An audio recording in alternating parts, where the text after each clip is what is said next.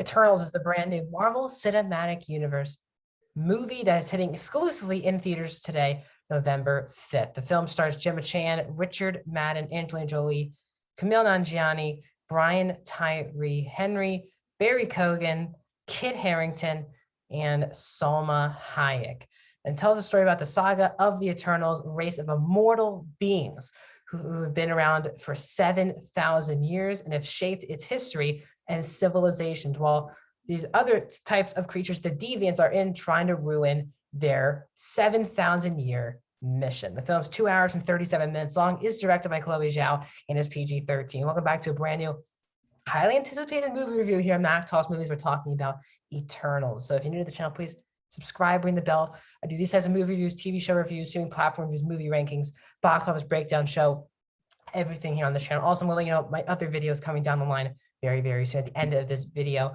Also, please comment down below. First of all, have you seen Eternals? If you have, let me know your non-spoiler thoughts. If you want to talk spoilers, leave a spoiler thing before you write all your spoiler thoughts on this film. Also, please let me know if you have not seen this film. Tell me, will you see this film? And if you're not, tell me, is the Rotten Tomatoes score the reason why you're not going to see Eternals? Also, please like the video.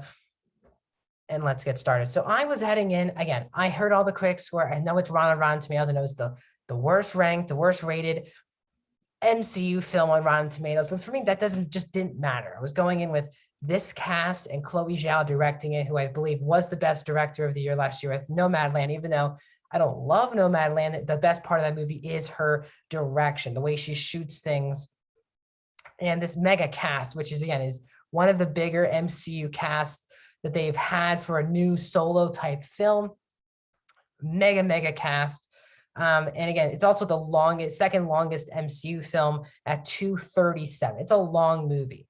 So we go through my positives, my negatives, and my score. Before I go to actually that, I do want to talk about this first. If you are going into this movie, you don't want to see this movie because the Rotten Tomatoes score is not good, what are you doing? You need to make your own opinion watching movies. I know that other people, no Rotten Tomatoes person, no critic, not even me, should allow you for either to see the movie or not see this movie. You do whatever you want based on your own opinion. Don't use other people's opinions to give you an excuse to not support these people if you actually turn out to like the movie. If you're not just to support the people making the film, the actors, the directors, and also the movie theaters too, which really need your help right now. So if you're a fan of Marvel Cinematic Universe, you obviously should check out this movie. If you're a casual fan, definitely check out this movie. Don't let these critic scores or whatever I give the movie, if it's high or low, a excuse for you not to go see this in the theater. Unless there's no theater near you or you're not comfortable yet going back to the theater. That's all valid excuses. But to say it's based off a critic score for me is ridiculous. So let's get into my personal positives. I really did have a fun time with this movie, really from start to finish. I was never out of this film, which I was really shocked about, especially for being 2 hours and 37. Now, while the movie did not fly by, I actually did have a really fun time for the most part with this film. And the main reason, once again, is the scale of this movie. It's really well directed from Chloe Zhao, who also has a screenplay credit on this movie. She is a rock star for sure. She did not do the cinematography for this film, though, but her direction is really great. There's a lot of large scale epicness to this film.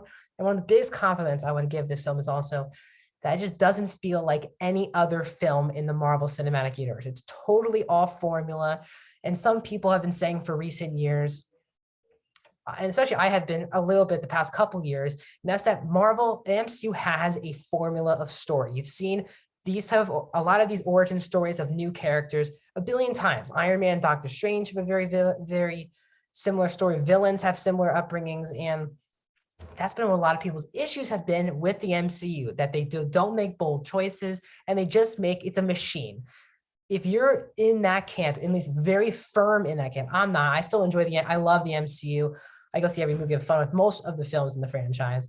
But if you're on that camp, heavy in that camp, that you don't like, that it feels like a conveyor belt of a machine of the same movies, definitely go see this movie, because this movie does not feel like it's a Marvel Cinematic Universe movie. Really just feels a larger scale superhero film that has no connections to a comic book. That's how really well done this movie is from start to finish. Chloe Zhao does a great job. The design of the way these characters use their powers, the look of the deviants as well, all really, really work in this film. Also, let's talk about some of the performances as well. I thought Gemma Chan was probably the strongest performance. She's the main, I would say the lead. She plays Cersei, who has particular powers that she has a big responsibility in the last 45 minutes of this movie that gets thrown upon her. And she has to figure a lot of stuff out, even though she's clearly not the most powerful one out of all of them, but she is the right person to lead. And she's really fantastic in the movie, really from start to finish. She has really good chemistry with Richard Madden. She has really good chemistry with the child, Liam McHugh, who plays Sprite in the film. They have good chemistry, and she does really feel like a strong lead character. She really is a good person throughout the entire film. She has great, also really good chemistry with Kit Harington's character. Then Kit Harington is not in the movie that much, but when he's on the film, he's on screen, he's actually really, really fun to watch. Not shocking here, Kumail Nanjiani steals basically every scene that he is in. He's really, really funny in the entire film. There's a bit that one of his main bits of the entire film is not in the trailer. And when you get that bit with a person who works with him, it's really, really funny. And he is extremely funny in the movie, but he can also be serious when he needs to be serious. Because again, Kumail's such a good actor. He always just goes into that comedy portal. But if you watch movies like The Big Sick, you know he can actually do more than just be a comedic force. And while yes, he's definitely the main source of comedy in the film, he also has a lot of seriousness, and he has his own opinions on what the group should be deciding to do in the last 30 minutes of the film. And his opinion, I believe, is a very valid one if you agree with it or not. Really happy to see Angelina Jolie in the MCU. It's really cool. She plays a really cool character, Fina. She's a total badass who has the coolest weapons out of all the characters in the entire film, in my opinion, and her action scenes are so cool. Angelina Jolie is so good, and she has a thing that sometimes she loses control of herself and loses memory and forgets what is going on, and to bring her back. And that dynamic for the first 2 acts of the film was really, really working, made her character a lot more intense. Brian Tyree Henry is really fun as Festos. Hopefully I'm saying that right. Festos is his character. He plays kind of like the tech guy for the group of Eternals. He sadly isn't in the movie as much as he should be. He really is in the first act and then kind of disappears as do a lot of the characters in the second act. And then he comes his way back for the last 30, 45 minutes of the film. But he's really, really funny, and his dynamic on what his belief are on humans is really, really powerful. I thought it really, really worked, and how he wants to really protect Earth because he has this connection now to humans, and he knows that sometimes all the things that the Eternals told him were wrong, and understanding that, and he does a good job. Salma Hayek, again, she's out of all of them probably least in the movie compared to everyone. She's really good in the little she's on screen. I mean, she's not barely in the movie, she's in the movie, but she's very solid in the movie. You believe her as the leader, the original leader of the Eternals. Richard Madden has easily the most powerful, I would say, Eternal as Icarus. He's extremely powerful. His decisions, though, in the third act are really questionable and don't really make a total of common sense. I'll get to that in just a bit in my negatives. As a whole, the cast has really great chemistry with each other instantly. And that's what the movie needed to nail right away, because this is a big cast with all these different characters spanning 7,000 years who've been working together for thousands of years. Then they separated, and now they have to come back together for this film. And you believe that all these people worked with each other for thousands of years. They have their little bits with each other, their friends, their love interests, all these different things, all these different dynamics. They all work together. The group of them, Barry Kogan is also really, really good in the movie. He plays someone who can mind control people. He's really fantastic in the movie, as well as Mang Dong Sok. Hopefully I'm saying his name. He plays Gilgamesh, who has a really moving connection with Angelina Jolie's character. Their chemistry was off the charts in this movie, as well. I said, it is a really epic movie with really good visual effects for the most part in the film. In the film, again, it's also, let's get to my negatives with this film. I did not feel as emotionally attached as I clearly wanted to, and the film needed me to really love this movie. And that's really my big issue with the film. There are some character decisions made by multiple characters in the third act. I said, Richard Madden has a lot of the way his character wraps up in this film is very dumb, in my opinion, and doesn't really make a lot of sense. As well as Sprite they really beat you over the head in this movie with Sprite's character motivation. And I really liked her story, but the problem is every scene with Sprite in it, it's all about her subplot. And it just, for me, it was a bit much beating you over the head that Sprite wants these things that all of these adults have, and she just wants to be a human living as an adult, going through life, falling in love, living a life, working, all this different types of stuff. But every scene she's in, they're really beating over the head that this is what she wants. And it makes her at times a bit annoying. And I feel bad because Liam McHugh's doing a really good job in the movie, but sadly her character is just beating over the head with the same story throughout the entire film. Now, also a big issue is that a lot of characters just disappear in the second act of the movie. The first act is really going back and forth between the present and the past, centuries past. We have them separated, but you also have scenes of them together fighting in like the Mesopotamia and areas like that. And then once they start trying to regroup the team together, it feels like you haven't seen characters in over an hour. Now, I don't know the exact number, but we also have Lauren Ridloff, who is in the movie. She plays Makari. She's also deaf in the movie and deaf in real life. Her character was really cool in the first 25 minutes of the movie, and then she completely disappears from this movie and forgotten about until maybe the last hour of the movie. It was a bit disappointing because her character, she's like a Flash type character, and she's really, really good in the movie.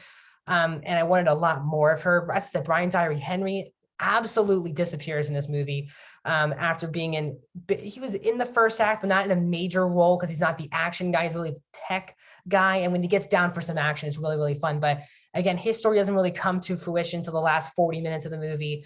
So that at times this movie does have a hard time balancing the mega group that is the Eternals, because there's so many people and so many stories that sometimes they kind of throw some characters to the sidelines you actually really were interested in.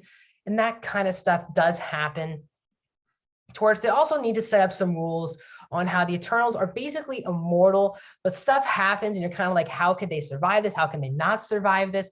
Different things like that. They just need to establish the rules a bit more. As I said, I wanted a bit more emotion out of me for this Gemma Chan, Richard Madden connection, because they have good chemistry. But for me, I just didn't get wrapped into their romance as much as I definitely needed to. I actually preferred Chan with Kit Harington than Richard Madden overall. And Richard Madden and Kit Harington really in two sequences in the entire film.